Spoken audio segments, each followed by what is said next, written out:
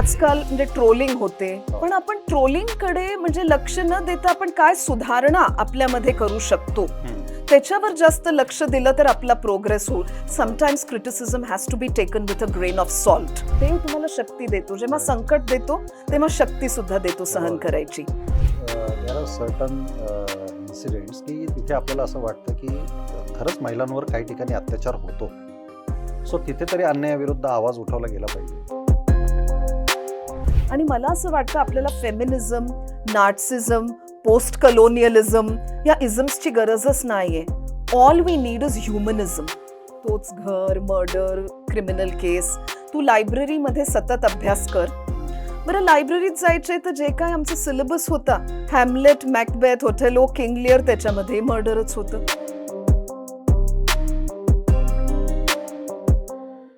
मित्रांनो, पॉडकास्टला सुरुवात करण्यापूर्वी आपल्या लखन टॉकला सबस्क्राईब करायला विसरू नका.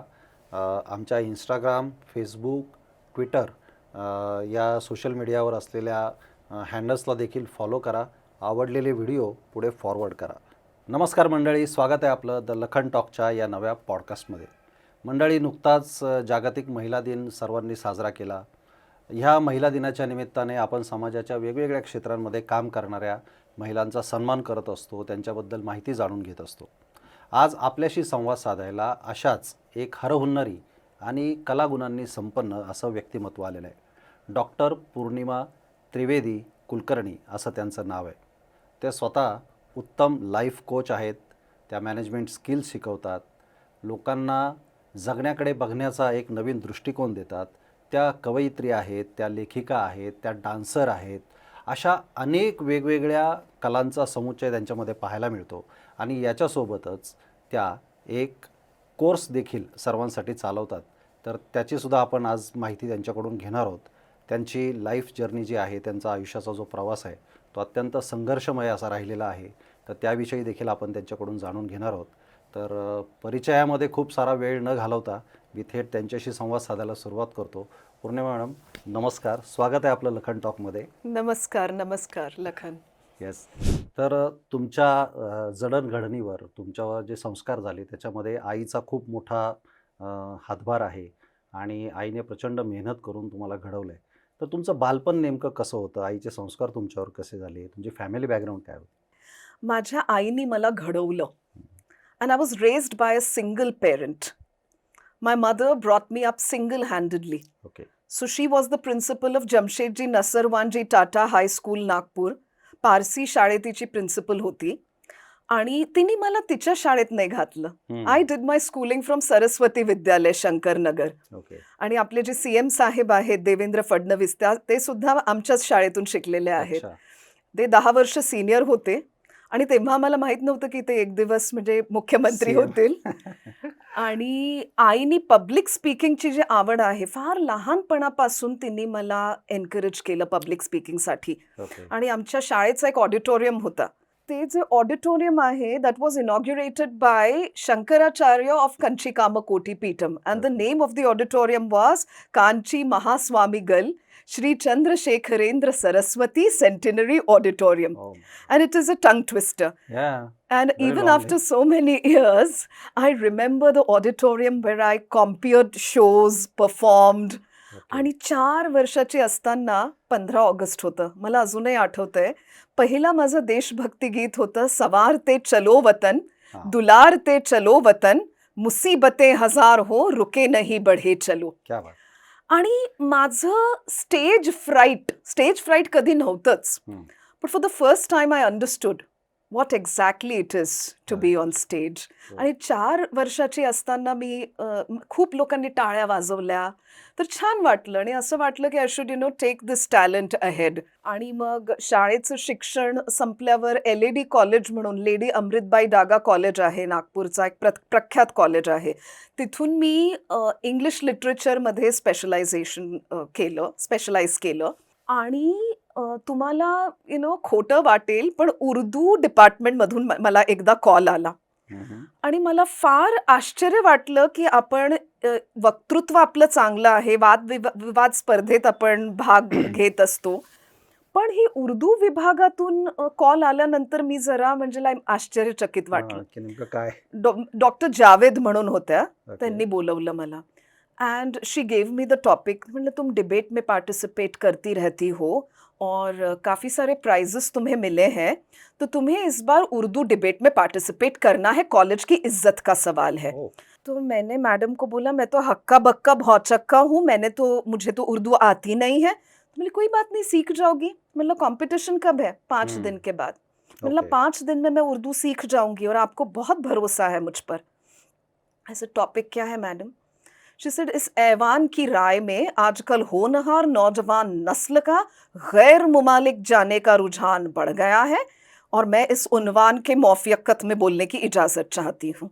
Then I asked her, ma'am, what is the meaning of this topic? She said, recently brain drain is on the increase in the younger generation and I would like to speak for the motion. ओ, and 3 दिवसात एक doctor Vinay Waikar म्हणून होते, अत्यंत म्हणजे प्रख्यात सूत्रसंचालन करायचे, उर्दूवरती प्रभुत्व होता आणि त्यांनी मला 3 दिवसात ट्रेन केलं डिबेटसाठी. हम्म, ज्या दिवशी डिबेट कॉम्पिटिशन होतं मी आईला म्हटलं मला नाही वाटत मी जाऊ शकेन, बिकॉज मला असं वाटतं ते फार रिहर्स दिसणार आहे, हम्म. बाकीचे सगळे म्हणजे सगळे होनहार असणार आहेत and what Correct. About me, so I don't want to cut a sorry figure for myself. पण आई म्हणली की कॉलेज की इज्जत का सवाल है and you have to live up to your teachers expectation because teachers are torch bearers, they are hmm. Destiny shapers. correct. आज तुला म्हणजे तुझं मेटल प्रूफ केलं तर नक्कीच ते तुला खूप ऑपॉर्च्युनिटीज देतील फ्युचरमध्ये. Absolutely. You won't believe Anjuman college वगैरे सगळ्या म्हणजे बुरखामधल्या लेडीज माझ्या आजूबाजूला, मी खूप घाबरले होते की ह्यांच्या पुढे मी काय बोलू शकेन. हम्म. 3 जजेस होते माझ्याकडे बघून, त्यांना जरा विचित्र वाटत होतं की ह्या पण पार्टिसिपंट हो. आहेत. आणि स्वाभाविक होतं ना ते, कारण डिफरंट कम्युनिटी मधून येऊन उर्दू विषयक इतकं हो, हे करायचं. आणि I was the only Hindu. हो, ओके. आणि मी काय प्राइज डिस्ट्रीब्युशनसाठी थांबले नाही, ओके. पण एवढं सांगते की माझं डिबेट खूप चांगलं झालं हा. आणि मी काउंटर आर्ग्युमेंट सुद्धा करू शकले आणि मला कळलं की त्यांना काय म्हणायचं होतं hmm, and I came back. Okay. आई तेव्हा लँडलाईन्स होते आणि आईला कॉल आला की तुला पहिला बक्षीस मिळालेला आहे. क्या बात. So she congratulated me wow. And she believed in me. ती म्हणली की never give up in life. Correct. असे खूप मोमेंट्स असतील जेव्हा तुला वाटेल मी हे नाही करू शकणार, मी ते नाही करू शकणार. आणि बऱ्याचदा फेज येते ती तशी माणसाच्या हो, आयुष्यात. पण शी बिलीव्ड इन मी आणि अजूनही तिने माझी ती ट्रॉफी ठेवलेली आहे. वाव. नागपूरला आमचं घर आहे, ती आता माझ्याबरोबरच राहते पुण्याला. अच्छा. पण म्हणजे ती ट्रॉफी सगळ्या माझ्या अवॉर्ड्स, ट्रॉफीज, सर्टिफिकेट्स खूप जपून तिने ठेवलेल्या आहेत. आई वडिलांना कौतुक असतं मुलांचं. वडिलांचं तर मला माहित नाही, because you no my mother divorced my dad when I was Okay. Barely 2 years old. हो. फक्त 2 वर्षाची होते, तर मी कधी वडिलांना बघितलं नाही. हम्म. आणि कदाचित तिला अनुभव असा आला होता की तिने मला वंचित ठेवलं, तिने मला भेटूच दिलं नाही, because you know she used to tell me toxicity पासून मला तुला लांब ठेवायचं आहे. परिस्थितीजन्य निर्णय घ्यायला लागतात, अनेकदा कठोर व्हावं लागतं, हो. पण ते मुलांसाठी आवश्यक पण असतं. आणि तुम्हाला आश्चर्य वाटेल की माझ्या काही टीचर्स, माझे इनलॉज, कॉलेज फ्रेंड्स हे माझ्या वडिलांना भेटलेले आहेत, पण मी कधी त्यांना नाही भेटले, फक्त आईचं एक रिस्पेक्ट म्हणून. करेक्ट. सो आईचा तुमच्यावर प्रभाव आहेच, आणि एकतर तुमच्याशी बोलताना आता एक गोष्ट प्रकर्षाने जी जाणवली की तुम्ही फार फास्ट लर्नर आहात. सो लँग्वेजवर तुम्हाला पटकन पकड मिळवता येते, ते आम्हाला जाणवते. तुम्ही आता मूळ हिंदी भाषिक आहात तुम्ही, हिंदी भाषिक आहे पण आणि मराठी किती सुंदर बोलता. आणि मराठी मी लग्नानंतर शिकले लखन. अच्छा. माझ्या सासूने मला मराठी शिकवली, Wow. कारण मी विदर्भाची आहे. I Correct. Was born and raised in Nagpur, orange Yeah. City. Yeah. तर तिथे ना लोक असं मी करून राहिलोय, मी जाऊन हा, राहिलोय, एकदम असं वेगळी मराठी आहे तिकडे. प्रेझेंट आणि कंटिन्युअस पुण्यातली मराठी एकदम वेगळी आहे. Completely different. Yes. तर जेव्हा मी पुण्यात आले मला सगळे खूप हसायचे अच्छा. की तू अशी कशी मराठी बोलते, आणि तिथे ना असे काही काही शब्द जे आहेत म्हणजे पुणेकरांना वाटतं की आपली मराठी सगळ्यात श्रेष्ठ. हो. तर तो एक चॅलेंज होता की नाही, आपल्याला कुठल्याही परिस्थितीत मराठी शिकायचीच आहे.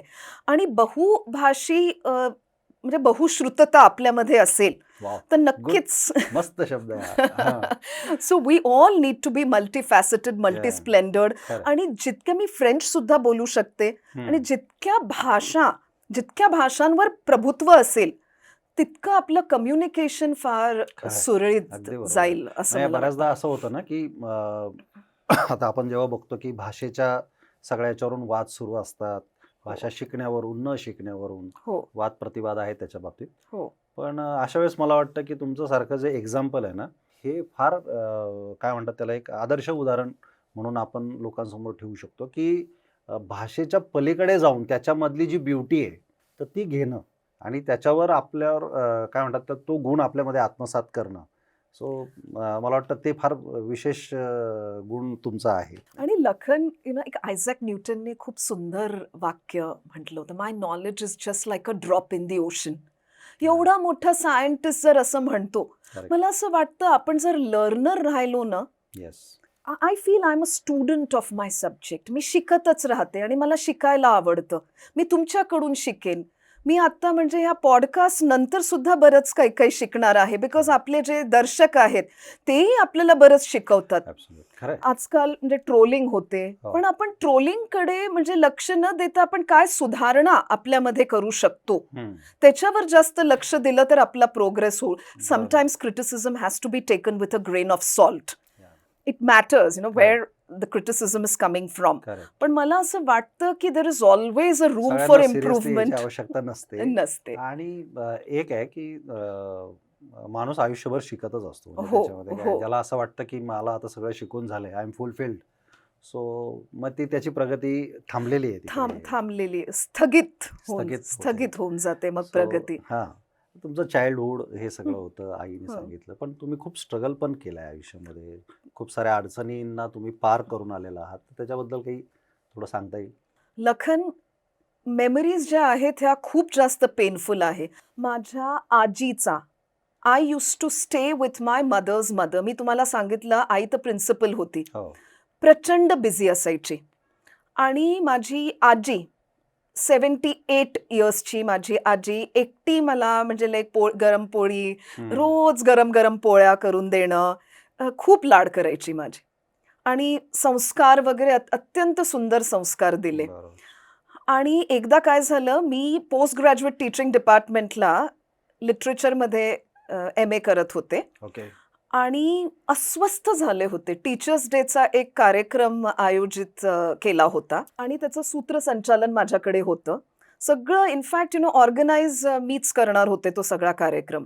आणि मी सगळ्यांना गोळा केलं, पण इतकं अस्वस्थ मी सगळ्यांना म्हटलं, मला ना काहीतरी होतंय, मला घरी जायचंय. हो. याला प्रिमॉनिशन म्हणतो आपण Correct. इंग्लिशमध्ये. जेव्हा संकट येणार असेल तर कुठेतरी आपला सिक्स सेन्स आपल्याला सांगत Correct. असतो. अगदी बरोबर. आणि अंबाझरी इथे एका लेकच्या तिकडे आमचं फ्लॅट होतं. तेव्हा हार्डली कोणी राहायचं तिथे. आजी एकटी होती बिल्डिंगमध्ये. अनऑक्युपाईड होते सगळे फ्लॅट्स. हो. आणि आल्यावर मी जस्ट बघितलं की कुलूप तर नव्हता, पण कडी लावलेली होती.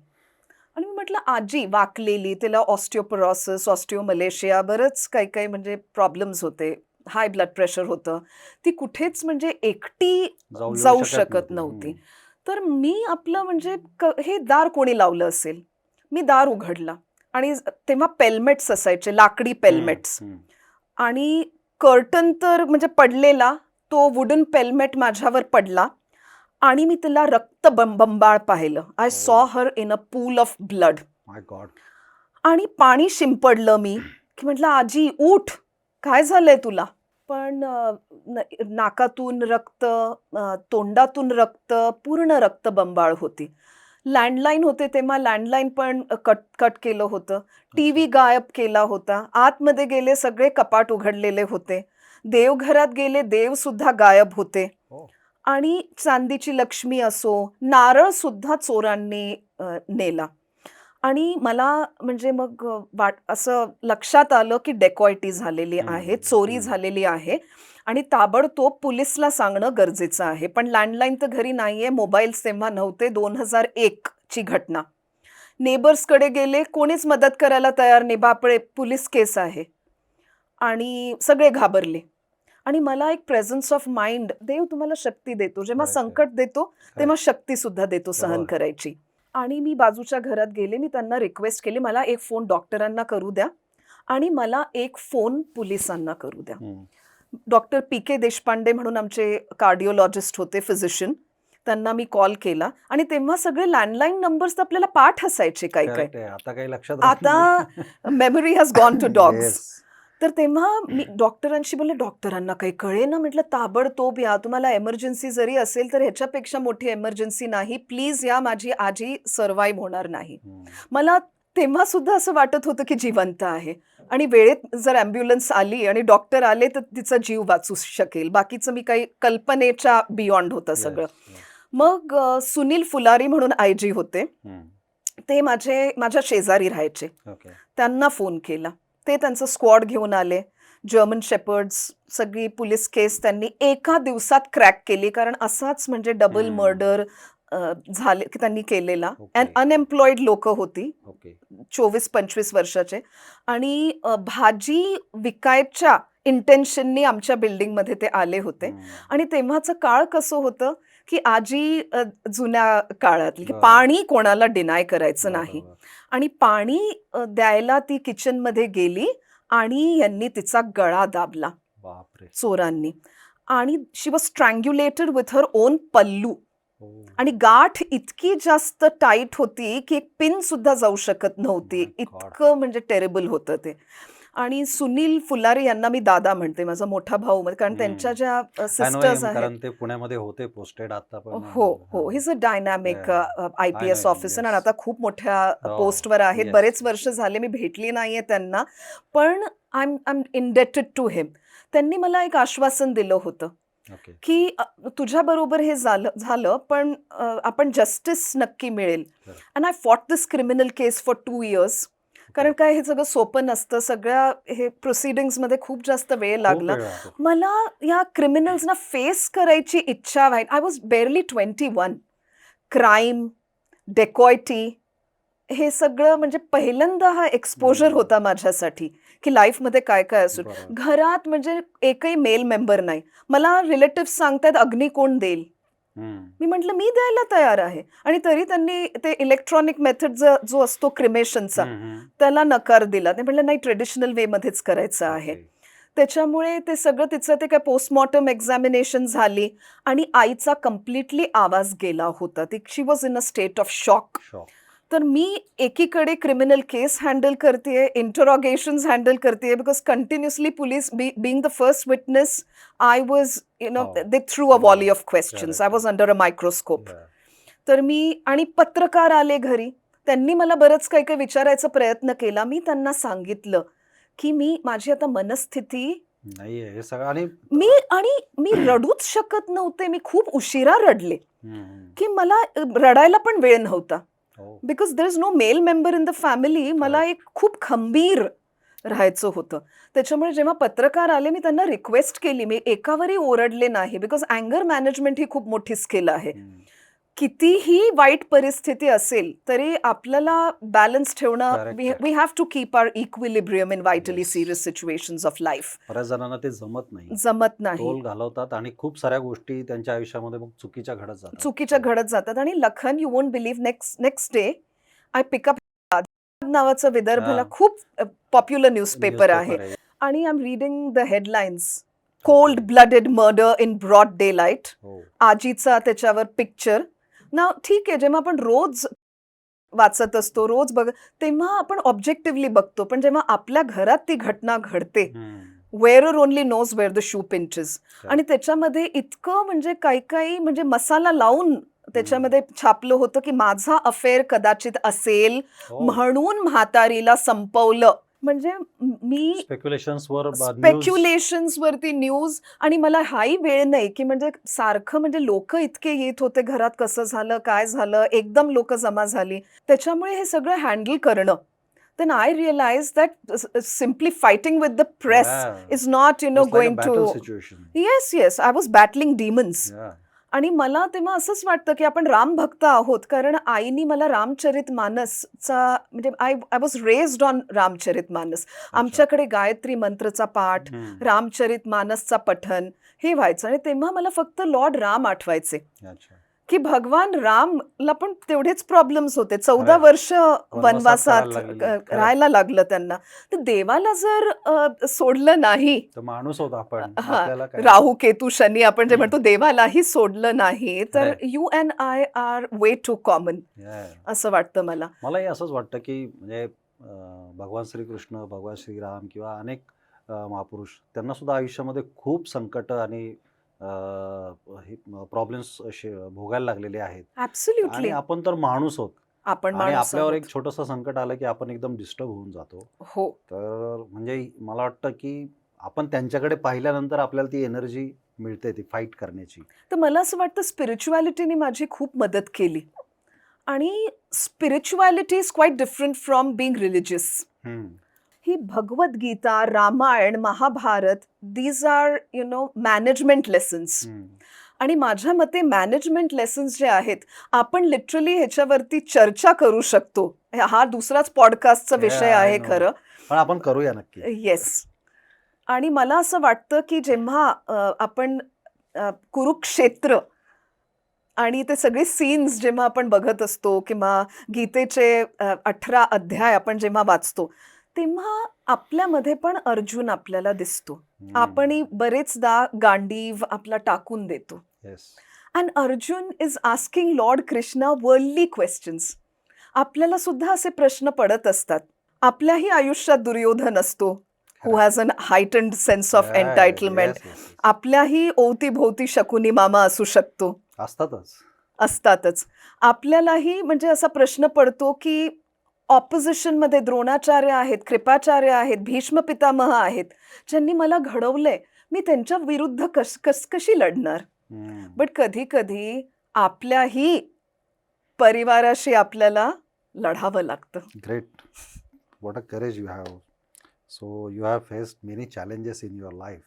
So But Lakhan, I tell you something, difficulties of life are meant to make us better. या ॲब्सोल्युटली. आणि एकदा रतन टाटा बोलले होते आणि अजूनही मी ही लाईन खूप वेळा क्लासमध्ये पण रिपीट करत असते. Ups and downs in life are very important because a straight line in an ECG shows we are not alive. So problems तर हवेत. आणि सुख, जेव्हा आपण सुख हा शब्द प्रनाऊन्स करतो, दुःख भोगल्याशिवाय सुखाची आपल्याला किंमतच कळणार नाही. त्याच्यामुळे अगदी दुःख खरं. आणि चॅलेंजेस हवे लाईफमध्ये.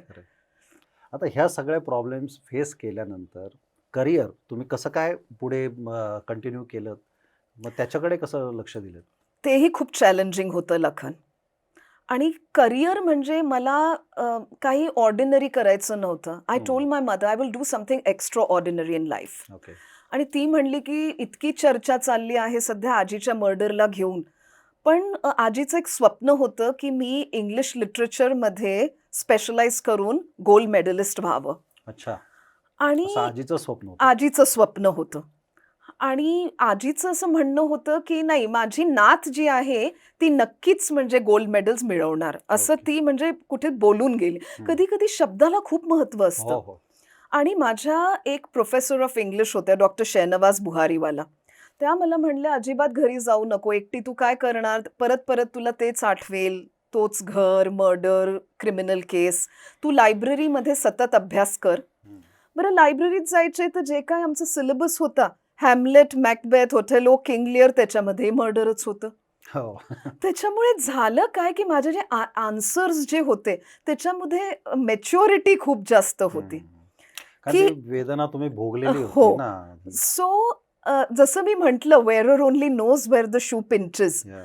त्याच्यामुळे काही काही एक्झामिनर्सनी, म्हणजे एक्झामिनर्सना तर मी भेटू शकत नव्हते, पण after my post graduation a lot of examiners asked my mother की ही जी म्हणजे मी गोल्ड मेडल्स मिळवले, by the way I topped the university. आणि त्याच्यानंतर एक्झामिनर्सनी माझ्या आईला विचारलं की हे काय आन्सर्स, एक 21-22 वर्षाची मुलगी असे आन्सर्स लिहू शकते, इज इट रिली पॉसिबल? आणि हे आईनी मला तेव्हा नाही खूप उशिरा सांगितलं की असं असं examiners got in touch with me. हो. अँड देन आफ्टर दॅट नागपूरला फारसं काही करिअर करणं शक्य नव्हतं. लोक सल्ले खूप देत होते. तुम्हाला माहिती आहे आपल्या इंडियन सोसायटीमध्ये काय, ते बाई मागून सगळीकडेच देतात. कुठे सोडताय मॅडम बाईला, ओके कुठे तुम्ही ह्या मुलीला एकटीला सोडताय पुढच्या शिक्षणासाठी. तर खूप लोकांनी नावं ठेवले, काही रिलेटिव्हनी सुद्धा नावं ठेवली. Nobody supported.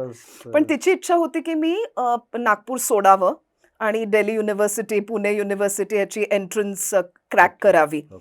आणि त्यासाठी मी खूप परिश्रम केलं बिकॉज फक्त 15 सीट्स एमफिलच्या होत्या पुणे युनिव्हर्सिटीला. नाव it is called Savitribai Phule Pune university. तेव्हा फक्त पुणे युनिव्हर्सिटी म्हणायचो. आणि त्याच्यामध्ये फक्त 7 ओपन सीट्स होत्या. त्याच्यामध्ये ऑल इंडिया एंट्रन्स होती. ती क्रॅक केली. कारण दिल्लीला आई जाऊ देत नव्हती. ती म्हणली की नाही दिल्लीचे केसेस पुन्हा म्हणजे खूप काही काही ऐकलं होतं दिल्लीबद्दल. आणि पण ती फार सशक्त होती. पण एक प्रिकॉशन म्हणून तिने पुणे सिलेक्ट केलं, प्रिफर केलं. आणि माझं एमफिल कम्प्लीट केलं. And I received outstanding grades. म्हणजे आउटस्टँडिंग म्हणजे माझं ते थिसिस आहे ते एक्सटर्नल रेफरीनी खूप जास्त अप्रिशिएट केलं. आणि त्याच्यानंतर तुमच्या परिचयामध्ये ते वाचतोय गोल्ड मेडल आहेत, university topper, MPhil, NET SET, PhD. NET SET मी तेव्हा again people gave me negative vibes की नेट आणि सेट ह्या परीक्षा प्रोफेसरशिप म्हणजे लेक्चरशिपसाठी असतात. आणि UPSC लेवलची एक्झाम असते NET with negative marking and everything. तर हे पहिल्या अटेम्प्टमध्ये शक्यच नाही म्हणे क्लिअर करणं बिकॉज त्याचा 1% रिझल्ट यायचा. तर त्याही एक्झाम्स मी फर्स्ट अटेम्प्टमध्ये क्लिअर केल्या आणि PhDचं रजिस्ट्रेशन केलं. आणि साईड बाय साईड आंतरराष्ट्रीय आपला इंटरनॅशनल सेंटर पुणे युनिव्हर्सिटी तिथे Arabic students, Korean students, African students त्यांना प्रशिक्षण द्यायचे.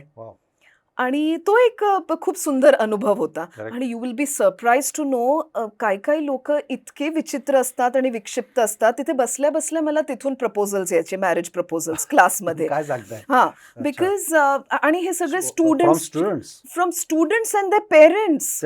हा because I was unmarried and I was quite pretty at that time. तर त्याच्यामुळे म्हणजे असे खूप तेव्हा असे प्रपोजल्स यायचे. तर मी आपली चाट पडले. मग त्याच्यानंतर फर्ग्युसनला व्हिजिटिंग फॅकल्टी म्हणून गेले, वाडिया कॉलेजला व्हिजिटिंग फॅकल्टी म्हणून गेले. SP कॉलेज माझा पहिला म्हणजे I am so grateful to सप महाविद्यालय. 3,000 माझा पगार होता and that was my first job. आणि तेव्हा स्टुडंट्स आणि माझ्यामध्ये फार अंतर नसायचं. अँड इनफॅक्ट तेजस्विनी पंडित ची बहीण जी आहे पूर्णिमा पंडित, तेजा देवकर, काही काही ॲक्ट्रेसेस माझे स्टुडंट्स होत्या तेव्हा. आणि त्यांना सुद्धा मी परफॉर्मिंग आर्ट्समध्ये खूप जास्त त्यांना एनकरेज केलं. I offer my wealth of encouragement and support. आणि त्याच्यात म्हणजे फक्त शिकवणं नाही, मी एक्स्ट्रा करिक्युलर ॲक्टिव्हिटीज पण खूप ऑर्गनाईज केल्या कॉलेजेसमध्ये. आणि त्याच्यानंतर सेंट मीराज कॉलेज तिथे मी 10 वर्ष नोकरी केली. आणि राजकारणामुळे काही परिस्थितीमुळे मला नोकरी सोडावी लागली. आणि त्यानंतर नवरा म्हणला, बाय द वे हे मी तुम्हाला सांगितलं नाही की म्हणजे पुण्यात माझं शिक्षण झालं पण लग्नही इथेच झालं. नाही, मी त्याच्याकडे येणार आहे. करिअर विषयी मला सांगा आधी. हो, लव्ह मॅरेज विषयी तुमच्या विचारणार वेगळा. हो सांगते, सगळं सांगते. तर मी सेंट मीराज कॉलेजला 10 वर्ष नोकरी केली आहे. आणि त्याच्यानंतर मला असं वाटलं की आता स्वतःचं काहीतरी सुरू केलं पाहिजे. I wanted to be an entrepreneur because I was not enjoying my work. मला असं वाटत होतं की मी same hackneyed clichéd university syllabus year after year शिकवते. 120 स्टुडंट्स आपल्या क्लासमध्ये बसलेले आहेत. पण किती लोक सिरियस आहेत, ते त्यांनी का आर्ट्स घेतलंय, का कॉमर्स घेतलंय हे त्यांनाच त्यांचं माहिती नाही. आणि वर्षानुवर्ष ते फार रेपिटेटिव्ह आणि मोनोटोनस होतं. त्याच्या नवऱ्यानी सपोर्ट केला. He said we will start an institute called Discourses. त्यांनीच ठरवलं नाव वगैरे सगळं, ट्रेडमार्क त्यांनीच करून घेतलं. And I inaugurated Discourses in 2017. डिसेंबरमध्ये मी राजीनामा दिला आणि फेब्रुवारीपर्यंत आपलं म्हणजे इन्स्टिट्यूट रेडी होता. I started with 3 students. आणि today we have more than 80 students studying at Discourses. मी हे म्हणत नाही की 80 हा खूप मोठा नंबर आहे, बिकॉज आपल्याला 300, 500, 1000 म्हणजे लय खूप लोकांपर्यंत पोहोचायचं आहे. नाही, तो व्हॉल्यूम जाऊ देत. हो. त्याच्या मागचा थॉट जो आहे ना, दॅट इज मोर इम्पॉर्टंट. या because I wanted to empower the students. Yeah. मला असं वाटायचं की बरेच लोक रुरल बेल्ट्समधून स्वप्न घेऊन येत असतात MPSC साठी, UPSC साठी. इंटरव्ह्यूज क्लिअर होत नाही, इंटरव्ह्यूज क्रॅक होत नाही. प्लेसमेंट सेल मध्ये येताना ENTC करून, मेकॅनिकल इंजिनिअरिंग करून स्टुडंट्सना हो. They come to the conclusion that Yes. Our communication skills are poor. बरोबर. बरेच होम मेकर्स आपल्याकडे आले. मी त्यांना म्हणायचे, you are not a housewife, you are not a home maker, you are a domestic engineer. Wow. आणि मी त्यांना त्यांचा प्रोत्साहन वाढवला आणि त्यांना म्हटलं की तुम्ही पण इंग्लिश शिका. रेस्टॉरंटमध्ये जाता तेव्हा फक्त नवऱ्यानेच का फूड ऑर्डर करायचं, तुम्हाला पण मेन्यू कार्ड वाचता आलं पाहिजे. तुम्ही इनिशिएटिव्ह घ्या. खरंय. फक्त किटीपर्यंत आणि गॉसिप पर्यंत मर्यादित राहू नका. हा एक्झॅक्टली, डबक्यात पोहू नका. खरंय. It's high time that you start swimming in a river and then ocean. Wow. तर त्याच्यामुळे मला एक एम्पॉवरमेंट बॅचेस सुरू केल्या मी. आणि for engineering management students, working professionals सगळेच यायचे. आणि हे मी जास्त एन्जॉय करत होते बिकॉज इथे सिलेबस माझा होता. इनफॅक्ट मी पास्ट टेन्समध्ये का बोलतेय, मी एन्जॉय करतेय अजून. Because I feel, Lakhan, teaching is my dominant passion. It's not only my habit, it's my habitat. Wow. पण त्याचबरोबर जबाबदारी पण खूप आहे. कारण माझं असं एक पर्सनल मत आहे की आजकाल टीचर्स फार जास्त प्रोफेशनल झालेत आणि कमर्शियल पण झालेत. पॅशन जो आहे, somewhere that passion is missing. आज जेनझी किड्स, अरे हे असेच आहेत, तसेच आहेत. ज्या स्टुडंट्सना तुम्ही शिकवता त्यांनाच तुम्ही क्रिटिसाइज करता. Prejudice mind. हा, तर हे अनबायस्ड आणि अनप्रेज्युडिस्ड माइंडसेटनी त्यांच्याकडे आपण बघायला बघितलं पाहिजे. And we have to change with the time. मी नोकियाचा डब्बा नाही ना, नोकियाचा फोन नाहीये. नोकियाचा काय प्रॉब्लेम झाला, त्या इंडस्ट्रीने प्रोग्रेस नाही केलं, बाकी सगळे मोबाईल फोन्स. सो डिस्कोर्स संदर्भात आपण बोलूच थोडं विस्ताराने. हो. मगाशी जो मुद्दा आपण आपल्या चर्चेत आणला होता की तुमचं लव्ह मॅरेज आहे. माझं लव्ह मॅरेज नाहीये. अच्छा, नाहीये. अच्छा, मग तुमच्या विवाहाच्या संदर्भात जरा थोडं. तर म्हणजे माझं लव्ह मॅरेज अजिबात नाहीये. लोकांना जेव्हा त्रिवेदी कुलकर्णी तिथे दिसतं स्वाभाविक आहे, तसं वाटणार. तसं वाटतं. पण ते काय होतं की माझे वडील जे होते ते देशस्थ ब्राह्मणच होते, पण मी आडनाव आईचं लावते. अच्छा. हा, ओके. त्यांचं नाव वासुदेव मंगलवेढेकर होतं आणि ते सोलापूर जिल्ह्याचे होते. मंगळवेढा जो येस, ऍब्सोल्युटली. तर ते तिथले होते. तर मी तशी देशस्थ, हाफ देशस्थ ब्राह्मण आणि हाफ त्रिवेदी. अच्छा. मग आई वडिलांचं लव्ह मॅरेज होतं? आई वडिलांचं लव्ह मॅरेज होतं. आई वडिलांचं आय थिंक 1978 की 79 मध्ये, कारण 80 मध्ये मी झाले होते. ओके. आणि त्याच्यानंतर मी आईचा आडनाव लावायचे. मग मी कधी लग्न वगैरे हे सगळं कधी सिरियसली घेतलं नाही, कारण अभ्यासात नोकरी करायची आहे, आपल्याला प्रूव्ह करायचंय. एक तर आई एकटी राहायची नागपूरला, तर एक जबाबदारी होती की लवकरात लवकर आपल्या पायावर उभं राहायचंय. त्याच्यामुळे लग्न, आणि मी ना सक्सेसफुल लग्न फार कमी बघितले होते. अच्छा, तोपर्यंत. तर मला असं वाटायचं की लग्न न केलेलं बरं. पण आईला असं वाटायचं की आता तुला असं वाटतंय, पण एक जीवनसाथी हवा. You need a life partner. तर मग त्याच्या ते सांगते, पण आधी जर्नी कम्प्लीट करूयात. मग तिने काही काही मॅरेज ब्युरोज मध्ये माझं नाव नोंदवलं. ते हे नुकतंच आलं होतं. आणि एक मॅरेज ब्युरो असा होता की आजोबा घरी येऊन स्थळ तुम्हाला सुचवायचे. अच्छा. तर त्यांनी माझं स्थळ, म्हणजे माझ्या father in law, I mean तेव्हा फादर इन लॉ नव्हते, तेव्हा फक्त स्थळच होतं. तर त्यांना माझा फोटो दाखवला. आणि माझ्या नवऱ्याची अट होती की जर वेस्टर्न आउटफिटमध्ये फोटो असेल तरच म्हणजे मी त्या मुलीला पसंत करेन. मला ते टिपिकल ट्रेडिशनल साडीतला फोटो नको. एकदम प्रोग्रेसिव्ह थॉट आहे. कारण लोक खरं म्हणजे लग्नासाठी फोटो बघताना ट्रेडिशनल साडी तेच प्रिफर करतात. पण आणि मी सुद्धा म्हणजे असं जीन्सच्या जॅकेटमध्ये, तर मी हॉस्टेलवर राहायची, साडी नव्हतीच माझ्याकडे. मी वसतिगृहामध्ये कुठून साडी आणणार. माझे लोकल गार्डियन्स होते आणि त्यांच्याकडून मग परत पिकअप करणं हे सगळं म्हणजे हॅसल बरोबर. नको होतं. तर मी आपल्या स्टुडिओला जाऊन एक सिंपल डेनिमच्या जॅकेटमध्ये माझा फोटो काढला होता ओके. Without any makeup. अच्छा. आणि प्रश्न असा होता की हे जे ओरिजिनल डोळे आहेत का? हां. कारण लोक लेन्सेस वगैरे हो, वापरायचे हो, तेव्हा. हो. आणि माझ्या नवऱ्याला, होणाऱ्या नवऱ्याला तो फोटो आवडला.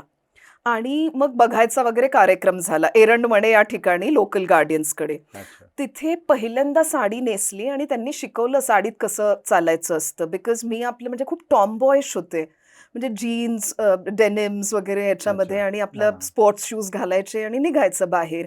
तर साडीमध्ये कसं चालायचं आणि ट्रे बाहेर घेऊन यायला सांगितलं. साबुदाण्याची खिचडी वगैरे केली होती. अच्छा. अँड मी म्हटलं की मी त्यांना जाऊन काय सांगायचं, हे मी केली म्हणून? हां. नाही म्हणे, तू फक्त ठेवायचंय हे टेबलवर. तर म्हटलं बरं. मी फार म्हणजे लाईक ओबिडियंटली हे सगळं केलं. आणि सासू, सासरे आणि नवरा असं बसले होते. तिघं जण आले होते बघायच्या कार्यक्रमाला. आणि मग सासूनी प्रश्न विचारलं, "बरं स्वयंपाक करता येतो का?" मी म्हटलं, हं. "नाही, मी मेसमध्ये खाते, मेसमध्ये जेवते." आणि डायरेक्टली म्हटलं शिक्षण करता-करता म्हणजे लाईक कधी वेळच मिळाला नाही. बड़ी अ, बेबाकी से आपने जवाब दिए सब. म्हणजे काही लोकं डिप्लोमॅटिकली हो, नाही असं करून आपलं पुढे हो, पण जातात. आपण म्हणजे सपोजिंग ओट्याशी उभे राहिलो आणि काही आपण जर सांगितलं, की आपल्याला काही येत नाही, येतच नाही. तर मग आपण म्हणजे लाईक खोटंच पाडतील ते आपल्याला. हिला तर हो. काहीच येत नाही. मग दूध पण तापवलं नव्हतं कधी लाईफमध्ये. तुम्हाला भीती नाही वाटली? डर नहीं लगा की अरे ये आता हे नहीं, असं ज़्यादा झालं से तर ज़्यादा शादी नहीं होगी, मना कर देंगे, उससे ज़्यादा क्या क्या होगा? होगा? वॉव! बट मी ना शाहरुख खानची खूप मोठी फॅन होते, लखन, ओके? अच्छा. आणि त्याच्यात दिल तो पागल है म्हणून एक पिक्चर आला होता, की हं. कहीं ना कहीं आपके लिए कोई बना हुआ है. सो आपके लिए अगर कोई बना हुआ है, तो वो कहीं ना कहीं तो भगवान ने प्रोग्राम किया हुआ होगा. आणि अच्छा. हा वकील असून काही पहिल्या भेटीत बोलले ना, काहीच बोलला नाही, एकही शब्द नाही. आणि सासू-सासऱ्यांना मी तुम्ही वीकेंडला काय करता? हे ते मीच त्यांना प्रश्न विचारत होते. त्यांना ही काय मुलगी लाजत नाही, या मुलीला स्वयंपाक येत नाही. मग ते गेले म्हणजे झाला तो कार्यक्रम. लोकल गार्डियन्सनी खूप जास्त झापलं मला. सो ते आय अपेक्षितच गॉट अ आहे. Very big left and right, की एक तर ओके. स्वयंपाक येत नाही आणि तेही म्हणजे लाइक तोंड वर करून सांगितलं. हं. आणि प्लस म्हणजे हे काय म्हणजे एवढी बडबड करतं का कोणी? आणि तेही म्हणजे पहिल्यांदा म्हणजे जे तुला बघायला आले असं म्हणजे थोडंसं लाजायचं असतं. म्हटलं ते काय असतं? I never blushed. मला ओके. कधी माहितीच नाही. कधी बॉयफ्रेंड पण नव्हता. कधी ब्लश वगैरे करायचा काही म्हणजे काही संबंधच नाही आपला. हं. तर दुसऱ्या दिवशी माझ्या प्रोफेसर ऑफ इंग्लिश पुण्यात आलेल्या आणि आम्ही दोघं बंटी अँड बबली हा पिक्चर बघायला ई स्क्वेअरला गेलो. ओके. आणि तेव्हा माझ्या नवऱ्याचा फोन आला. म्हणजे होणाऱ्या अच्छा. नवऱ्याचा. हं. "This is Advocate Salil Kulkarni. I believe we met yesterday." I was like, "I'm in the midst of the movie. I'll call you back." मग इंटरमिशनमध्ये त्यांनी फोन केला. म्हटलं, "अरे बाबा, हा बोलू पण शकतो." मी अबोल लॉयर हा पहिल्यांदाच हो ना. बघितला. तर त्याच्यामुळे ते दुसऱ्या दिवशी त्यांचा फोन आला. आणि त्याच्यानंतर my professor of English. "Every relationship needs an adequate orientation to it. Your opinions must crystallize. You must meet him, a couple of times. And, don't be in a tearing hurry to get married." हं. म्हणजे ती एक माझी mentor होती, की आजीच्या मर्डरपासून तिने मला इतकी मदत केली होती आणि माझी साथ तिने सोडली नाही. ती खरं. स्वतः अविवाहित होती. पण तिची इच्छा होती, पण की तरी त्यांनी दिलेला सल्ला अतिशय योग्य होता. अतिशय योग्य होतं आणि ती पहिल्या भेटीला आली पण माझ्याबरोबर, की नाही पहिल्या तू लोकांवर तू हलक्या कानाची आहेस, हं. इझिली म्हणजे विश्वास ठेवते करेक्ट. लोकांवर. त्याच्यामुळे म्हटलं अजिबात म्हणजे मी तुझ्याबरोबर येणार. बरोबर. आणि तिने खूप प्रश्न विचारले माझ्या नवऱ्याला. तर माझ्या नवऱ्याला हे समजलंच नाही, की असे 3 माणसं कुठे भेटतात असं. म्हणजे आम्ही CCDमध्ये my professor of English, my would be husband and I.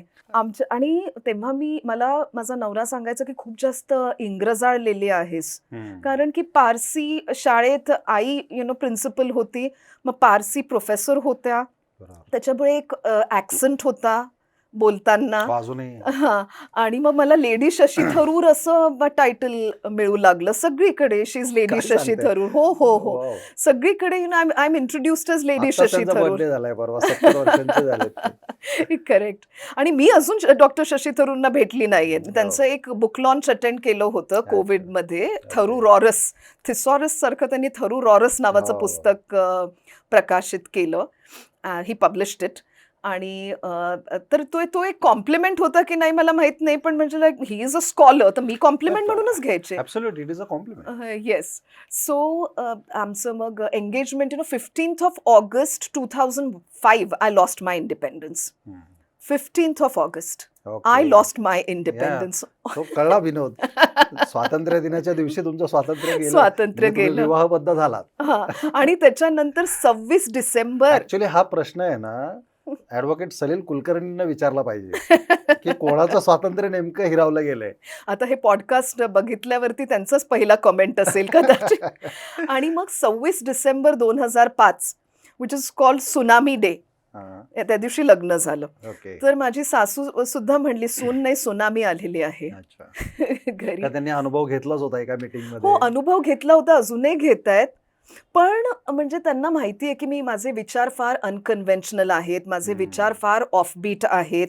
पण तरी या लोकांनी मला जज केलं नाही, मला सपोर्ट केलं. म्हणजे एखाद्या व्यक्तीला म्हणजे असं तुच्छ लेखलं जातं की नाही म्हणजे लाईक ही कशी ऍडजस्ट होणार आपल्या घरात, नाही, कुलकर्णी परिवारात. आताही तो बऱ्याच फॅमिलीचा प्रॉब्लेम आहे. हो. जर आपण डोमेस्टिक व्हायलन्सच्या केसेस पाहिल्या, Yes. तक्रारी जर त्याचा अभ्यास केला ना, तर हा समाजाच्या सर्व स्तरांमध्ये हा प्रॉब्लेम आहे आता की you are not our type त्याला म्हणतो ना येस आपण. म्हणजे येस. आमच्यासारखं काही येत नाही तुला, हो, संस्कार झाले नाही किंवा बऱ्याच गोष्टी आहेत. पण बरोबर आता आहे. काळाच्या याच्यामध्ये तुम्ही काही गोष्टी ऍक्सेप्ट करून चाललं पाहिजे, खरं म्हणजे पुढे जायला पाहिजे. तुमचं बरोबर आहे अगदी. बिकॉज काय आहे, सी मैं भारत की नारी हूँ, फूल नहीं चिंगारी हूँ, हे सगळं इंटरनॅशनल विमेन्स डेला बरोबर. आणि महिला सशक्तीकरणची आपल्याला गरज नाही. I think we need gender equality. बरोबर. मला म्हणजे आपण जेव्हा भेटलो होतो त्यावेळेस या विषयावर आपण बोललो होतो. फेमिनिझम विषयी सुद्धा तुमची फार स्ट्रॉंग मतं आहेत. तर त्याविषयी जरा थोडं हे करा, कारण आत्ताच्या काळामध्ये ना महिलांचे हक्क आणि ह्या सगळ्या गोष्टी आणि फेमिनिझमचा अतिरेक असंही खूप ठिकाणी बोललं जातं. पण ह्याच्यामध्ये ना एक कुठेतरी समन्वय साधण्याची गरज आहे आणि तुम्हाला राईट लाईनवर राहण्याची गरज आहे. तर त्याविषयी तुम्हाला काय वाटतं? ॲक्च्युली मी वाटच बघत होते तुम्ही मला कधी फेमिनिझम बद्दल विचारतायत. बट बिकॉज फेमिनिझम आता हा फेमिनाझिझम झालाय. नाझी म्हणजे this is a very Hitlerite word. I know. Feminazism म्हणजे मीच श्रेष्ठ. एकेकाळी पुरुष आम्हाला मार्जिनलाइज करायचे and kitchen was considered to be our rightful domain. तर आता आपण मेल्सना ऑप्रेस करायचं. आणि जो लॉ आपल्या फेवरमध्ये आहेत, बऱ्याच बायका अशा आहेत त्याचा गैरफायदा घेतात. ज्या बायकांनी बोललं पाहिजे त्या बायका बोलत नाही आणि ज्या बोलतात त्यांनी फेमिनिझमचं नाव खराब करून टाकलं आहे. आणि मला असं वाटतं आपल्याला फेमिनिझम, नार्सिझम, पोस्ट कलोनियलिझम या इझम्सची गरजच नाहीये. All we need is humanism. बरोबर. आपल्याला फक्त माणुसकी, ह्युमनिझम हवंय आणि जेंडर इक्वालिटी बद्दल आपण बोललं पाहिजे की महिला आज काय सावित्रीबाई फुले म्हणजे ज्यांच्या नावाने अख्खी युनिव्हर्सिटी आहे त्या काय सशक्त नव्हत्या? त्या सशक्त होत्या म्हणून तर महिला शिकू शकल्या. एक्झॅक्टली. पण मग म्हणजे आजकाल जेव्हा मी इंटरव्ह्यूज बघते की नाही म्हणजे की अँड का म्हणून एक पिक्चर आला होता, त्याच्यावरती मी एक ग्रुप डिस्कशन घेतलं होतं. ओके. त्याच्यात दाखवलंय की पुरुष मंगळसूत्र घालतोय आणि पुरुष काही करत नाहीये, बाई बाहेर जाऊन म्हणजे लाईक कमवतीये आणि म्हणजे त्यांनी काहीतरी असं दाखवलं. मी त्यांना म्हटलं दोघही जण म्हणजे एक रथ कसं असतं, हां, एक तसं म्हणजे दोन्ही व्हील्स करेक्ट. जर आपण बॅलन्स केले तरच ते वाहन पुढे जाणार आहे. बरोबर. पुरुष आणि महिला दोघांनी एकमेकांना समजून घेणं हे फार महत्वाचं आहे. बट हे ते अंडरस्टँडिंग कुठेतरी मिसिंग आहे असं वाटतं. ऑफकोर्स तो अंडरस्टँडिंग मिसिंग आहे, कारण त्या फेमिनिझमचा अतिरेक होत चालला आहे आणि ह्या स्लोगन्सची we don't have to shout slogans. But there are certain incidents की तिथे आपल्याला असं वाटतं की खरंच महिलांवर काही ठिकाणी अत्याचार होतो. सो तिथे तरी अन्यायाविरुद्ध आवाज उठवला गेला पाहिजे. तिथे नक्कीच आवाज आपण उठवला पाहिजे. रेप आहे, फिमेल इन्फॅन्टिसाइड अजूनही होतंय. अजूनही गायनेकोलॉजिस्टकडे जाऊन what is the gender of the baby? They are not Correct. Allowed to disclose the gender of the baby. पण असे म्हणजे अशी क्युरिओसिटी अजूनही लोकांना असते, की अगेन अ फिमेल चाइल्ड. मग पुन्हा मुलगी जर असेल तर मला किती पैसे साठवावे लागतील तिच्या लग्नाला? मला असं वाटतं ज्या ठिकाणी गरज आहे तिथे नक्कीच फेमिनिझमचा वापर करावा आणि ज्या ठिकाणी गरज नाहीये फॉर तिथे अतिरेक करू नये. एक्झाम्पल म्हणजे आज म्हणजे बऱ्याच फिल्म स्टार्स इंटरव्ह्यूमध्ये सांगतात आम्ही काही घालणार, काही करणार. त्याच्यात काय? Teach the man how to look at a woman. हां. But the पण असं thing होत is, नाही ना. पण असं होत नहीं. Men are programmed in a मला certain. सोच को कैसे बदलोगे? करेक्ट.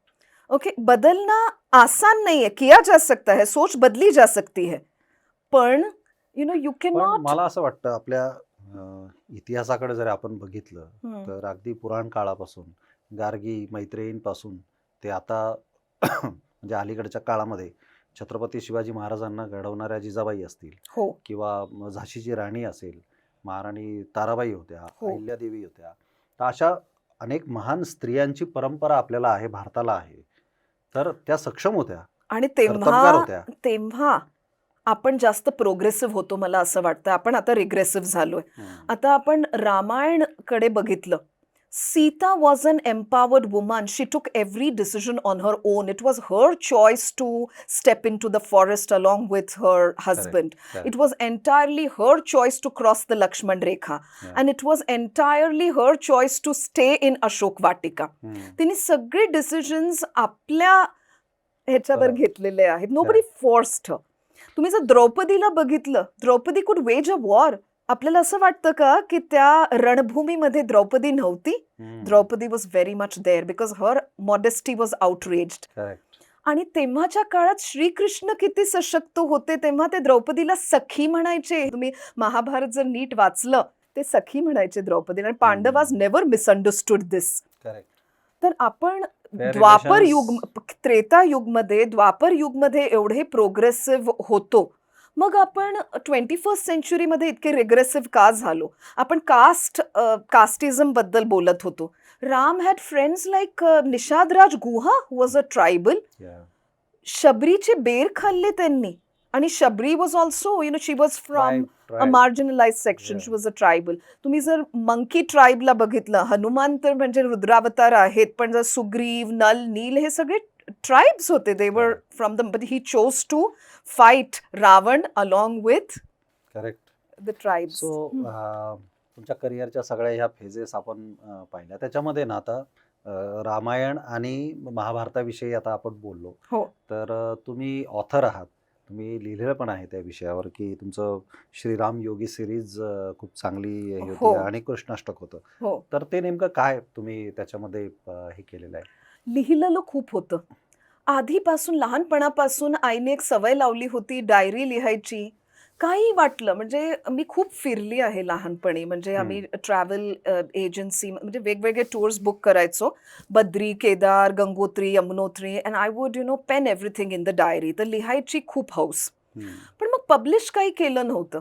ओके. तुम्हाला आश्चर्य वाटेल की एकदम पॅन्डेमिक जेव्हा आला त्याच्या आधी तर फक्त माझे रिसर्च पेपर्स पब्लिश्ड होते वेगवेगळ्या नॅशनल आणि इंटरनॅशनल जर्नल्समध्ये. आणि एक राहिलं मला विचारायचं, हो, पीएचडी कोणत्या विषयात झालेली? माझी जी पीएचडी आहे ती बर्टॉल्ट ब्रेक्ट नावाच्या जर्मन ड्रमॅटिस्ट वरती आहे. ओके. आणि त्याच्यामध्ये ॲस्पेक्ट्स ज्या थिअरीज मी कव्हर केलेल्या आहेत हेच फेमिनिस्ट स्टडीज, अच्छा. प्रॉस्टिट्यूशन अनालिसिस, हो. LGBTQ स्टडीज, म्हणजे हे सगळे ज्वलंत विषय होते. आणि Okay. LGBTQs वरती जास्त कोणी बोलायचं नाही. It was very hushed hushed. आताही तसंच आहे. आताही तसंच आहे. पण Taboo तेव्हा type, तर म्हणजे असं लिटरली आहे. लोकांनी मला वेड्यात काढले. कुठला विषय घेतलाय म्हणजे खूप जास्त म्हणजे तुला इधर नेगेटिव्ह पब्लिसिटी खूप मिळायची शक्यता आहे. मी तर म्हटलं हा एक विषय आहे संशोधनाचा. आणि आपण जर सेम स्टिरियोटाइप्ड विषय जर घेत गेलो तर कोणाला इंटरेस्ट आहे आणि Correct. पुढच्या रिसर्चर्सना आपण काय मदत करणार? खरंय. पण जर आपण याच्यामध्ये काही नाविन्य आणू शकलो, आणि तेव्हा मी प्लेजियरिझम वगैरेच्या कम्प्लीट अगेन्स्ट आहे. मी Okay. माझ्या स्टुडंट्सना सांगते अजिबात चॅट जीपीटीचा वापर करायचा नाही. चॅट जीपीटीचा वापर इतर ठिकाणी करा. पण as a creative writer I want to know hmm. Your original thoughts. Correct. आणि माझ्या PhD लोकांचं प्लेजरिझम 14%, 28% असं येतं, माझं 1% आलं होतं. तर माझ्या PhD गाईडला सुद्धा म्हणजे लाईक बापरे, म्हणजे तू लिहिलं काय इतकं ओरिजिनल की फक्त 1%. म्हणजे PhD साठी सुद्धा मला युनिव्हर्सिटीने बरेच बक्षिसं दिले होते. तर PhDचा हा विषय होता. पण एनिवे PhDचं जे थिसिस असतं ते हो. सगळं रिसर्च बेस्ड असतं. ते हो. शोधगंगा आणि शोध गंगोत्री साइट्सवरती तुम्हाला वाचायला मिळतं. ओके. पण non academic writing is quite different from academic writing. Yes, कारण correct. नॅशनल इंटरनॅशनल जर्नल्स वगैरे हे एरवी लोक वाचत नाही. आपण बरोबर. मासेस पर्यंत पोहोचू शकत नाही. ते Correct. फक्त क्लास पर्यंतच राहतं. बरोबर आहे. तर मला तिथे पोचायचं होतं. आणि पॅन्डेमिक एक असं आलं, मला असं वाटलं की पॅन्डेमिक जो आहे, COVID-19 ज्याला आपण म्हणतो, हो. काही लोक डिप्रेशनमध्ये गेले, पण काही लोकांनी त्याचा सदुपयोग केला. आणि मी एका पोएट्री सर्कल ची मेंबर झाले. I joined a poetry group. आणि ओके. मी ऑनलाईन प्रेझेंटेशन्स, व्हर्च्युअल प्रेझेंटेशन्स करायचे. हम्म. मग एक आयडिया आली की आता आपण पब्लिश करूयात. ओके. मग सगळ्यांना मिळून authors, writers, poets all across the globe सगळ्यांना एकत्र आणलं आणि अँथॉलॉजीज काढल्या. वाव. तर आणि हे डॉक्टर नितीश भारद्वाज जे आहेत, ज्यांनी हम्म. श्रीकृष्णाची भूमिका केली Yes. महाभारतमध्ये, B.R. महाभारतामध्ये. चोपडाच्या महाभारतमध्ये, त्यांनी मला फॉरवर्ड लिहिलं. 1-2 पुस्तकांचं फॉरवर्ड त्यांनी लिहिलं, because I was interacting with him. ते भगवद्गीतेवर बोलायचे. वी हो. Used to have intellectually stimulating conversations. म्हणजे प्रोग्राम पण होते त्या प्रोग्राम पण विषयावर. होते आणि ते सुद्धा व्हर्च्युअली खूप सुंदर बोलायचे. अच्छा. तर मला असं वाटलं की आपण स्पिरिच्युअल विषयांवरती लिहूयात. आणि ऑलरेडी म्हणजे घरात ते बॅकग्राऊंड होतंच. आणि प्लस अजून एक की माझं जसं एक अपिअरन्स आहे, लोकांचं एक प्रेज्युडिस असायचं की ही अगदीच म्हणजे खूप अल्ट्रा मॉडर्न दिसते, शी हॅज सर्टन ॲक्सेंट. तर मला हे दाखवायचं होतं की जेव्हा तुम्ही स्पिरिच्युअल असताना appearances are deceptive. Correct. Don't जज a person by his or her appearance. तर त्याच्यामुळे मी कृष्णाष्टक काढलं की I wanted to show how Krishna was far ahead of his times. ते जर कलियुगात असते तर त्यांनी कोणालाच मार्जिनलाइज होऊ दिलं नसतं. He would have accepted everyone in the main stream of the society. आणि कृष्णाष्टक म्हणजे 8 aspects of lord Krishna. In Krishna as a politician, Krishna as a son, Krishna as a lover, then Krishna as a husband. तर हे सगळे ॲस्पेक्ट्स कव्हर केले. ह्याच्यामध्ये एक अनुप पांडे म्हणून हिंदी अप्रतिम लिहायचे. त्यांच्याबरोबर मी पार्टनरशिप केली आणि ते हिंदीचं सगळं बायलिंग्वल अँथॉलॉजी होती. तर ते हिंदीचं सगळं बघायचं आणि मी इंग्लिशचं सगळं बघायचं. Okay. तसं कृष्णाष्टक आम्ही लॉन्च केली. आणि हे मुंबईला हो. वेस्टर्न रेल्वेजचे जे मॅनेजर होते चर्चगेटला, आलोक कंसल, त्यांनी हा पूर्ण म्हणजे पुस्तकाच्या विमोचनाचा कार्यक्रम ठेवला होता. हे सगळे आपले रेस्ट्रिक्शन्स वगैरे सगळे लिफ्ट झाल्यावर. आणि खूप सुंदर ह्याचा डॉक्टर संदीप अच्छा. सोपरकर आले हम्म. होते त्या कार्यक्रमाला चीफ गेस्ट म्हणून. Because he holds a PhD in world mythology. लोकांना हे माहिती नाहीये. हा, संदीप सोपरकरांबद्दल ते माहित नाही लोकांना. हा, ते माहिती नाहीये. हा. त्याच्यामुळे I wanted to, because I have always taken the road less travelled by. हा. त्याच्यामुळे मी त्यांना म्हटलं, everyone knows you as a ballroom dancer, Yeah. But no one knows you as a mythologist. Yeah. आणि त्यांनी आपला फॉरवर्ड लिहिला होता कृष्णाष्टकचा. त्याच्यामुळे ते पब्लिश झालं. आणि त्याच्यानंतर राम मंदिरचं काम सुरूच होतं. ते इनॉग्युरेट झाल्यानंतर खूप इच्छा होती की रामावर लिहावं. उलटं झालं, आधी आम्ही द्वापर युग कव्हर केलं, नंतर त्रेतायुग कव्हर केलं. बट श्रीराम योगी हा खूप मोठा प्रोजेक्ट होता. आणि ह्याच्यासाठी राम भद्राचार्यजींनी आपल्याला मेसेज पाठवला. So this is one of the highlights of Shriram Yogi series, which is in 6 volumes. आणि ह्याचा विमोचन, we released Shriram Yogi series in at Mumbai university. Okay. तर कृष्णप्रकाश IPS हा. तिथे आमचे चीफ गेस्ट होते. आणि त्यांनी सबके राम शाश्वत श्रीराम नावाचा एक इव्हेंट केला होता. अच्छा. So our book was one of the highlights. म्हणजे लिटरली मी सिद्धिविनायक टेम्पलला दर्शन करायला गेले आणि तिथे म्हणजे स्क्रीनवरती माझं पुस्तक म्हणजे तिथे हायलाइट होतोय हे बघून म्हणजे कुठेतरी मी हे मॅनिफेस्ट केलं असेल. Yeah. आणि ड्रीम्स कम. आणि हे सगळं पैशासाठी नाही केलं. म्हणजे this was, I was just living my passion.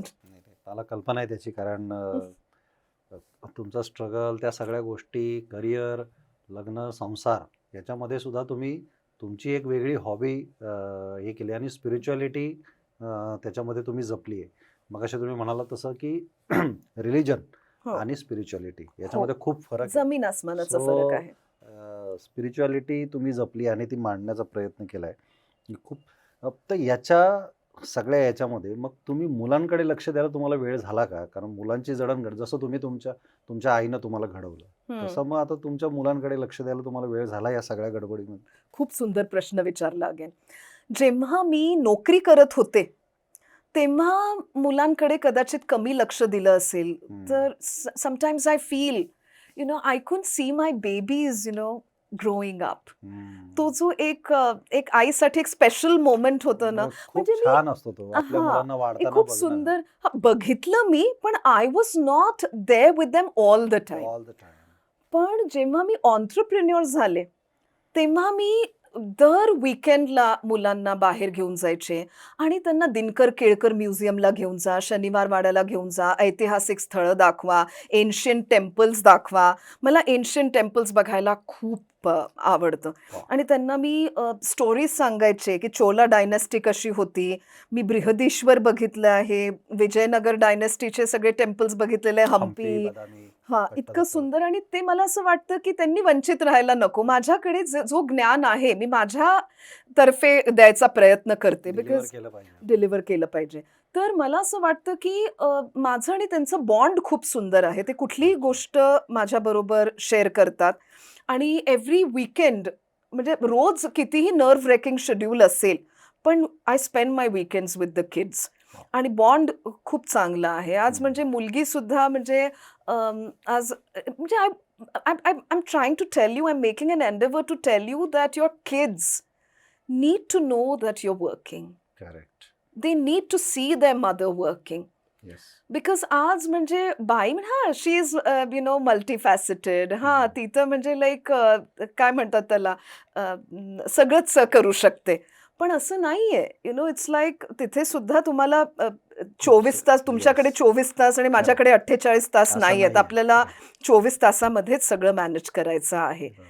त्याच्यामुळे मला असं वाटतं, की आपण जेव्हा वर्किंग असतो, your children also respect you for that. आणि त्यांच्यासाठीच करते मी शेवटी. खरं. मुलांनी पण ते समजून घेणं फार आवश्यक असतं. हो. ह्या सगळ्या संसाराच्या गाड्यामध्ये स्वतःच्या हॉबीज जपायला वेळ होतो आणि हॉबीज काय काय आहेत? वेळ काढावा लागतो लखन. कोणाकडेच वेळ नसतो, वेळ काढावा लागतो. कारण मला असं वाटतं, की आपल्याला आयुष्य एकचदा मिळतं. कोणी पुनर्जन्म वगैरे बघितला आहे, किती आपण स्पिरिच्युअल असलो तरी this is the reality of life. खरं. आणि मला असं वाटतं, की ते आता आपल्या स्वतःला हातात आपण आहे. वेळ नाही देऊ शकलो तर म्हणजे आपण फिटनेसकडे दुर्लक्ष होऊ शकतो. खरं. त्याच्यामुळे जिमला मी रेग्युलरली जातेच. पण जिम ही काय हॉबी नाही, इट्स नेसेसिटी.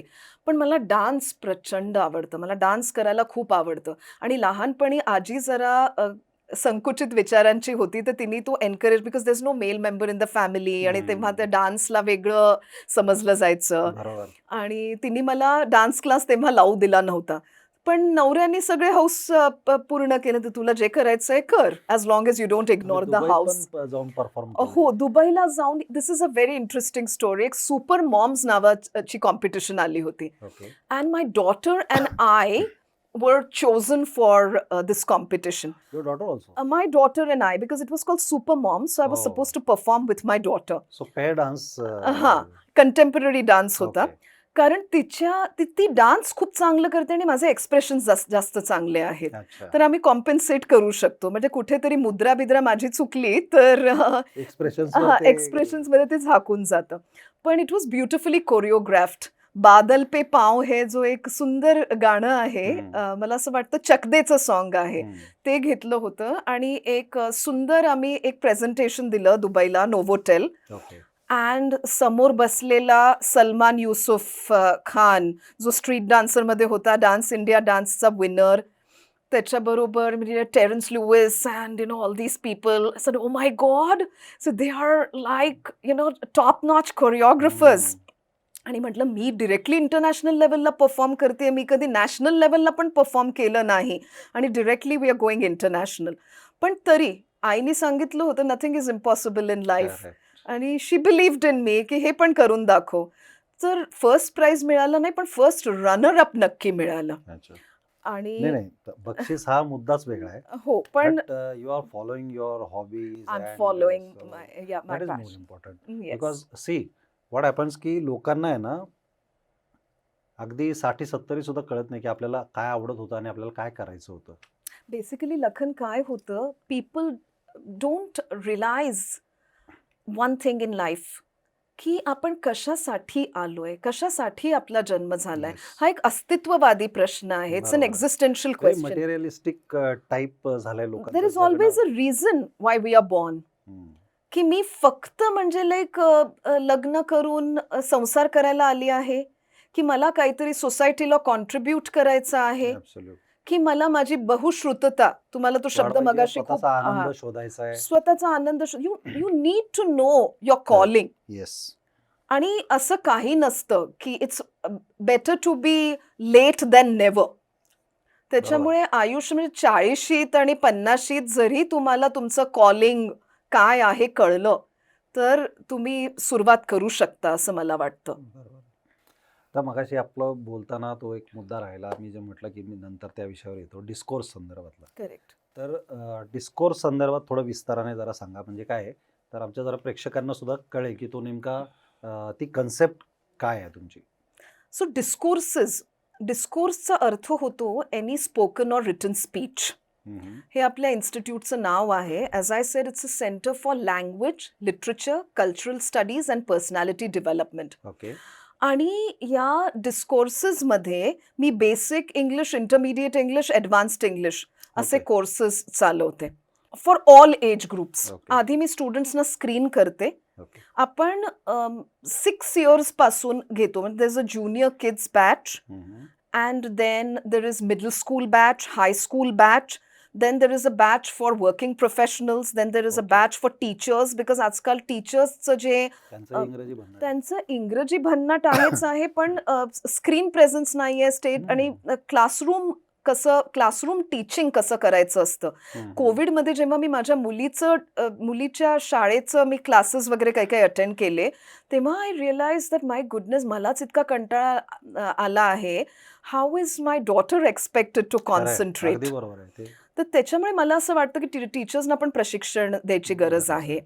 आणि सगळ्यांसाठी म्हणजे आपल्याकडे बॅचेस होते ओके. आणि आपण राबवतो हे सगळे बॅचेस. आधी आपण स्क्रीन करतो. Basic right from the beginning शिकायचं असेल तर बेसिक इंग्लिश करावं. आणि त्याच्यानंतर इंटरमिडिएट इंग्लिश, जर इंग्लिश बेसिक ठीक असेल पण you want to enhance your competency in the language, then you should take up intermediate course. आणि जर भाषेवर प्रभुत्व असेल पण IELTS किंवा study abroad, if you want to go abroad, if you want to appear for these exams, IELTS, TOEFL, then advanced English is needed, because त्याच्यामध्ये खूप vocabulary is pretty tough. आणि 7.5 to 8चा जर बँड तुम्हाला हवं असेल तर त्याच्यासाठी रायटिंग स्किल्स जबरदस्त पाहिजे. आणि आजकाल रायटिंग स्किल्स खूप कॅज्युअल झालेले आहेत. Students don't understand the difference between formal and informal English. त्याच्यामुळे त्यांना ते सगळं सांगावं लागतं. आणि हे सगळं जे शाळेत आणि कॉलेजेसमध्ये केलं जात नाही ते मी करते. आणि मला असं वाटतं की सगळ्यांनी डिस्कोर्सेसला एकदा यावं, समजून घ्यावं आपला फॉर्मॅट काय आहे. आणि आपण भाषा व्यतिरिक्त पर्सनॅलिटी पण डेव्हलप करतो. पब्लिक स्पीकिंगचं पण कोचिंग आपण देतो. तुम्ही मोटिवेशनल स्पीकर पण आहात. मोटिवेशनल स्पीकर पण आहे आणि इमोशनल इंटेलिजन्सवर बोलते, रिलेशनशिप मॅनेजमेंटवर बोलते, TQM टोटल क्वालिटी मॅनेजमेंटवर बोलते, सॉफ्ट स्किल्सचं प्रशिक्षण देते. आपले यशवंतराव चव्हाण हे जे बाणेरला आहे तिथे गव्हर्नमेंट यशदा. ऑफिसर्सना प्रशिक्षण दिलेलं आहे. यशदामध्ये. हो, यशदामध्ये. आणि त्याच्यानंतर इन्स्पेक्टर, सब इन्स्पेक्टर्सना ट्रेनिंग दिलं आहे. अमिताभ गुप्ता कमिशनर होते पुण्याचे, तेव्हा he gave me an opportunity to train inspectors and sub inspectors. त्यांना कर्सिव्ह हँडरायटिंग समजत नाही, इंग्लिशमध्ये इंटरॅक्ट करता येत नाही, रुरल बेल्ट्समधून पोस्टिंग झालेली असते. जर पोलीस चौकी कोथरूडमध्ये असेल, बिबेवाडीमध्ये असेल तर म्हणजे जे कंप्लेंट्स येतात मराठीतच येतात, बरोबर. पण कोरेगाव पार्क, कल्याणी नगर मधले क्लायंट्स विमाननगर, इंग्लिशमध्ये चंदननगर. बोलतात. Yes, त्याच्यामुळे yes. त्यांना सुद्धा इंग्लिशमध्ये बोलणं तेवढंच गरजेचं आहे. बरोबर. आणि मला असं नाही वाटत की इंग्रज ही भाषा सोडून गेले. हे आपण आपलं एक ओपिनियन जो आहे किंवा जो आपला बायस्ड व्ह्यू आहे तो एक बदलायला हवा. Now it is English is a global global language. language. It's a language of information and communication technology. And तुम्हाला जर जॉब हवा असेल, तुम्हाला जर इंटरव्ह्यू क्रॅक करायचं असेल, तर इंग्लिश भाषेवर प्रभुत्व खरंय. पाहिजे. बरोबर. आणि त्याच्याबरोबर पर्सनॅलिटी पण, म्हणजे इंग्लिश खूप काही लोकांची इंग्लिश चांगली असते, पण बॉडी लँग्वेज नीट नसते, आय कॉन्टॅक्ट Yes, नीट absolute. नसतो, तो सर्वात व्हॉइस important feature. मॉड्युलेशन बरोबर नसतं.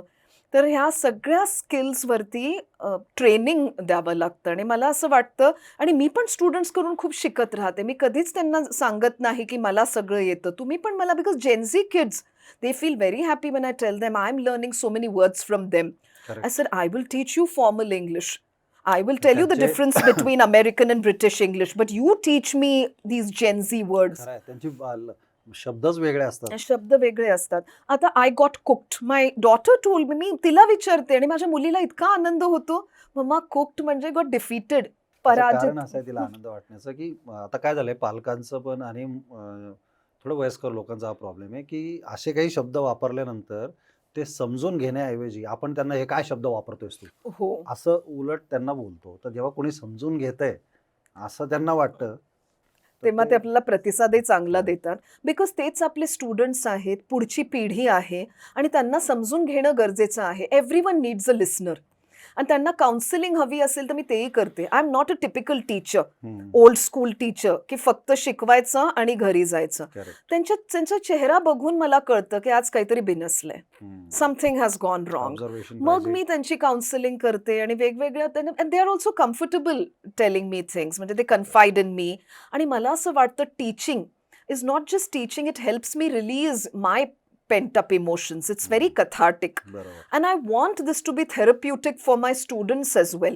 तरच आमचा bond, we share an excellent rappers. कितीतरी स्टुडंट्स मी घडवला आहे, आणि जेव्हा टीचर्स डेला, गुरुपौर्णिमेला ते मेसेजेस पाठवतात, खूप छान वाटतं. आणि हे जे जेनझी किड्स आपण म्हणतो, त्यांना खूप प्रॉब्लेम्स आहेत काही, आणि घरात काही लोकांच्या परिस्थिती बरोबर नाही आहे. डोमेस्टिक व्हायलन्स आहे, डिवोर्स केसेस आहेत घरात. त्याच्यामुळे दे नीड त्यांच्या समवन टू upbringingचा टॉक पण टू. प्रश्न आहे खूप सारा. हो. आणि त्यांनाही वैयक्तिक प्रश्न खूप पडत असतात, आणि हॉर्मोनल चेंजेस होत Correct, असतात. correct. सो त्यांना सांगेल तुम्ही काउन्सिलिंग घ्या. पण ते कसे असतात, आम्हाला काउन्सिलर नको, आम्हाला डिपेंडन्सी नाही वाढवायची. So they tell me, ma'am we are comfortable talking to you because we know that you are not going to जज अस. Correct. त्याच्यामुळे मी त्यांची काउन्सिलिंग पण करत असते, त्यांचं मार्गदर्शन करते. आणि एक हायलाईट सांगते, दर शनिवारी मी सगळ्या स्टुडंट्सना एकत्र आणते. अच्छा. I bring the entire institute together, all age groups, आणि आम्ही वेगवेगळ्या टॉपिक्सवरती ग्रुप डिस्कशन करतो. वा. आणि ह्याच्यामुळे काय होतं, प्रत्येक माणसाला एक प्लॅटफॉर्म मिळतो आपले विचार व्यक्त करायचा. खरंय. बिकॉज काय, पब्लिक स्पीकिंग म्हणजे असं नाही की being a public speaking coach, मी त्यांना फक्त आय कॉन्टॅक्ट, बॉडी लँग्वेज शिकवली तर public speaking. Unless and until they speak, unless, एक मिरर ठेवलाय मी क्लासरूममध्ये, प्रत्येक स्टुडंटला सांगते मिरर समोर उभा राहा आणि काही शब्द स्वतःबद्दल बोल. Tell me about your strengths, weaknesses. तुमचा स्वॉट अनालिसिस तुम्ही करा. मिरर समोर तुम्ही मिररला फेस करू शकताय की नाही. बरोबर. Are you able to maintain eye contact? Are you liking your posture? Correct. Are you in love with your vocabulary? तुम्हाला असं वाटतंय का खूप जास्त फिलर्स यूज करताय तुम्ही अधूनमधून? पण होतं असं होतं. Are you groping for words? Do you have a decent command over the language? Do you understand what is audience management? कळतं का की त्यांना त्यांच्यापर्यंत जातंय का? हे सगळं मिरर सांगून देतं आपल्याला. तर मी त्यांच्याकडून अशी प्रॅक्टिस करून घेते. ग्रुप डिस्कशन असतं, पब्लिक स्पीकिंगवरती मी प्रशिक्षण देते त्यांना. आणि हे जे बॅचेस आहेत, लाईव्हली असतात सेशन्स. 2 तास कसे निघून जातात समजत नाही. आणि त्याचबरोबर लाईफ स्किल्स बद्दल पण सांगते. ते त्याच्यामुळे त्यांचं ते आई वडिलांनाही म्हणतो की त्यांचा तो एक उद्धार होतोय, कारण सोनार आणि कान टोचल्याशिवाय खरंय. आई वडिलांनी सांगितलं तर ते आईवडील शत्रू वाटतात. शत्रू वाटतात. पण जर टीचरनी सांगितलं, सो हो. You know I feel I am their torch bearer, their trend setter, the sculptor. आपण जसं कुंभाराविषयी बोललो, Yes, I am a sculptor. yes. मला त्यांना आकार द्यायचा आहे, त्यांना शेप द्यायचा आहे, त्यांना घडवायचंय. Correct. Nice thought. So what will be your future plans? And तुम्ही ह्याच्याकडे भविष्यातल्या फ्युचर ऑपॉर्च्युनिटीज काय काय पाहता? एक ऑपॉर्च्युनिटी म्हणजे अशी की 2 दिवस मी एक ग्लोबल समिट अटेंड केला, परिवर्तन नावाचा. हम्म. मी ब्राह्मण बिझनेस ग्लोबल नेटवर्कची मेंबर आहे Okay. आणि मी या कार्यक्रमाचं सूत्रसंचालन केलं. अच्छा. आणि मला असं वाटलं की ते परिवर्तन त्या कार्यक्रमाचं नाव होतं, पण माझ्यामध्येच परिवर्तन खूप आला त्याच्यामुळे. कारण की मला असं वाटत होतं मी पॅशनसाठी बऱ्याच गोष्टी करते, आता खरंच म्हणजे पैशासाठी काहीतरी केलं पाहिजे. बिकॉज आपण जेव्हा बिझनेस समिट अटेंड करतो, इतकं शिकायला मिळालं तिथे की बिझनेस कसं करायचं असतं आणि आपण काय काय करू शकतो. तर इन्स्टिट्यूट तर आहेच आपला, पण त्याच्यानंतर मला जर सूत्रसंचालन आवडत असेल तर सूत्रसंचालन पण आपण का करू नये. So you have started anchoring. I have anchored a lot of events. Me Okay. Yashwantrao Chavan, Balgandharva, वाटेल तिथे कार्यक्रम अँकर केले. पण परिवर्तन नंतर कळलं की आपण याचं चार्ज करू शकतो. So you got me commercial मैत्रीसाठी angle. केलं ते की पूर्णिमा प्लीज कम अँड अँकर दिस इव्हेंट. Okay. इनफॅक्ट म्हणजे मी मुंबईला पण गेलेली आहे फक्त मैत्रीसाठी की okay I am doing it for you. APJ Abdul Kalam awards होते. मी स्वतः APJ अब्दुल कलाम विनर आहे. I received APJ Abdul Kalam award. Award. Wow. आणि मग त्या कार्यक्रमाचं सूत्रसंचालन मला दिलं. अच्छा. सोनिया मेयर्स नावाच्या एक ते ऑर्गनायझर होत्या. She is the one who started this award. आणि डॉक्टर कलामांचे नेव्ह्यू येत असतात दरवर्षी याच्यासाठी. तर खूप असे इव्हेंट्स अँकर तर केले, पण तेव्हा असं वाटलं नाही की याला आपण प्रोफेशनली काही करू शकतो. तर परिवर्तन नंतर I realise that yes Commercially now I need to take it commercially and there is plenty of demand. आज मला तिथेच लोकांनी सांगितलं की तुमच्याकडे ॲक्सेंट आहे, तुमच्याकडे व्होकॅब्युलरी आहे, तुमच्याकडे स्टेज प्रेझन्स आहे, तर तुम्ही अँकरिंग केलं पाहिजे. इनफॅक्ट मराठीत खूप लोक करतात. We need people who can actually पुण्यासारख्या शहरात कॅन सुद्धा डू इट इन इंग्लिश. खूप कमी लोक आहेत की ज्यांना इंग्लिशमध्ये अँकरिंग करायला जमतं. करेक्ट. म्हणजे Correct. करणारे काही लोक आहेत, पण ज्याला जमतं हो असे हो खूप कमी लोक आहेत. की एक कम्फर्ट झोन प्रत्येकाचा Yes. असतो. आणि मराठी आता तुम्ही माझी बघितली आहे की इट्स कलोक्वियल. म्हणजे खूप असं अलंकारिक मराठी नाही बोलत मी. तर त्याच्यामुळे मला असं वाटतं की इंग्लिशमध्ये जसं मी सूत्रसंचालन करू शकते, मराठीत सुद्धा करू शकते पण प्रिपेअर करून. पण इंग्लिशमध्ये मी इम्प्रॉम्प्टू करू शकते, प्रिपेअर न करता सुद्धा. म्हणजे काही गडबड झाली स्टेज मागे तरी लोकांपर्यंत कधीच पोचणार नाही. आणि then I can also adapt. आता विठ्ठल कामत आले होते, doctor Vitthal Kamat was there while I was anchoring आणि त्यांनी शेरो शायरी सुरू केली. तर आता ते काही स्क्रिप्टमध्ये आमच्या नव्हतं, बिकॉज आम्हाला सांगितलं होतं की अगदी स्क्रिप्ट वाचायची आहे. You cannot change the script or you cannot violet the script. पण मी वाहत गेले. म्हणजे लाईक ते शेरो शायरी ऐकून मला सुद्धा असं वाटलं. मी सुद्धा बोलले, दुश्मनी लाख सही खत्म न कीजिए, रिश्ता दिल मिले या ना मिले हाथ मिलाते रहेंगे. बहुत बढ़िया. सो हे सगळं. आणि जे उर्दू शिकले होते त्याचा फायदा इथे झाला. तर त्याच्यामुळे head of the anchoring committee ज्या होत्या त्या बोलल्या, हे स्क्रिप्टमध्ये नव्हतं, हे का बोललात तुम्ही. म्हणजे टायमिंग नावाची गोष्ट. आपण स्क्रिप्ट हे mechanical presence of mind is important आणि मेकॅनिकल होता कामा नये. We are not robots and the world is becoming robotic, but we are not robots. So इतक्या वेगवेगळ्या विषयांवर तुम्ही इतक्या एन्थुझियास्टिकली बोलताय, पण ह्या सगळ्या याच्यामध्ये ना आपला एक आयडल असतो. करेक्ट. आपला एक आदर्श असतो, रोल मॉडेल असतं. तर तुमचा रोल मॉडेल कोण आहे? एक तर रोल मॉडेल माझ्या doctor Shenwaz Buhariwala madam. She transformed my life. Okay. Whatever I am today is because of her. कारण आई तर माझी पहिली टीचर आहेच आहे, पण आईच्या व्यतिरिक्त doctor Shehnawaz Buhariwala, she is my mentor.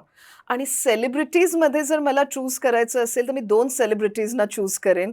एक आपल्याबरोबर नाही आहेत आता, रतन टाटा ज्यांना मी कोट केलं, आणि दुसरे आहेत सुधा मूर्ती. वाव. मला सुधा मूर्ती खूप आवडतात आणि त्यांचा तो हिथ्रो एअरपोर्टचा जो एपिसोड आहे, she was called cattle class and the way she handled that, की आज एका बाईला असंच जज केलं जातं की साडी नेसली आहे त्याच्यामुळे ही म्हणजे टिपिकल असेल. Yes. पण फेमिनिझम हे म्हणजे हे ह्याच्यात नसतं, साडीमध्ये किंवा आउटफिटमध्ये नसतं. हे तुमचे विचार जे आहेत त्याच्यामध्ये असतं. आणि इनफॅक्ट एक खूप सुंदर स्टोरी आहे सुधा मूर्तींची.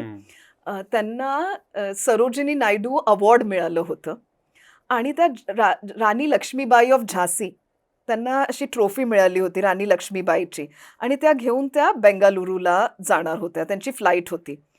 आणि the air hostess is like, wow, beautiful trophy ma'am, I think Rani Lakshmibai of Jhansi should travel business class, तर मी बिझनेस क्लास सीटवरती तुमची ट्रॉफी ठेवणार आहे. इनफॅक्ट त्यांना एअरपोर्टलाही प्रॉब्लेम्स आले, कस्टम्स ऑफिसरनी स्टॉप केलं, मॅडम तुम्ही कसं नेणार, this is metal, this that, but she manage that because this was her award. So, in the flight, and this is a very interesting, this is from Wise and Otherwise. त्यांनी Wise and Otherwise त्यांनी लिहिलंय, आणि त्याच्यामध्ये एक सुंदर story आहे, forgetting our own history. तर त्यांची ही ट्रॉफी बघून काही लहान मुलं इन द सेन्स यंगस्टर्स, त्यांना सांगतात, madam are you interested in horses and races? तर सुधा मूर्तीजींना समजत नाही की हा काय प्रश्न होता, म्हणजे हॉर्स रेस आणि मी, म्हणजे स्टॅच्यूमुळे. तर राणी लक्ष्मीबाईला ओळखू शकलं नाही, म्हणजे ही पिढी राणी लक्ष्मीबाईला ओळखू शकली नाही. And the youngsters thought that Sudha Murty was a jockey or something, was interested in horses and races. आणि सुधा मूर्तींनी त्यांना प्रश्न विचारलं, have you heard of the first war of independence which we lost? The national uprising of 1857. Correct. Children did not know about it. आज मुलांना विचारा history आवडते का, ते म्हणतात क्यू गडे मुर्दे उखाडणे है. टिपिकल, हा एक टिपिकल आन्सर असतो. पण मला असं वाटतं इतिहास इज द बेस्ट टीचर. आणि त्यात सांगायचा प्रयत्न करतात, we are forgetting our own history. त्याच्यामुळे मी त्यांना माझं रोल मॉडेल समजते, बिकॉज आज इन्फोसिस फाउंडेशनच्या थ्रू त्यांनी खूप लोकांना मदत केली, लेपर्सना, प्रॉस्टिट्यूट्सना, स्टुडंट्सना. She is empowered a lot of people. आणि मला असं वाटतं एक कॉर्पोरेट सोशल रिस्पॉन्सिबिलिटी काय असते हे आपण सुधा मूर्तीजींकडून शिकलं पाहिजे.